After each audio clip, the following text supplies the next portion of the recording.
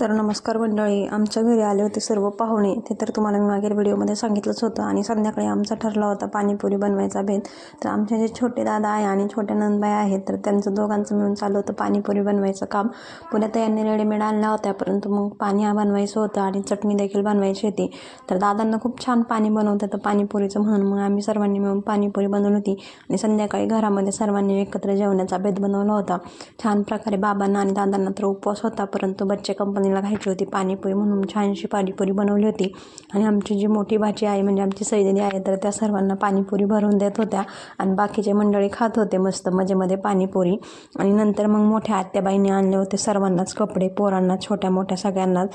तर छान असं माझ्या भाच्याला देखील त्यांनी ड्रेस आणला होता, भाचीला देखील ड्रेस आणला होता, माझ्या वेदाला देखील साडी आणली होती. त्यांनी खूप छान कपडे आणले होते. तर गोलूदादाला ट्राय करून पाहत होते. वेदाला तर पुण्याला साडी घातली होती, परंतु मग गोलूदादाचे कपडे दाखवायचं काम चाललं होतं. नंतर आणली होती बाबांनी संत्री, तर संत्री मस्त छान होती फ्रेश. आणि अशा प्रकारे मग आम्ही संत्रीवर देखील ताव मारला. असा आमचा दिवस गेला. चला भेटूयात नेक्स्ट व्हिडिओमध्ये. बाय.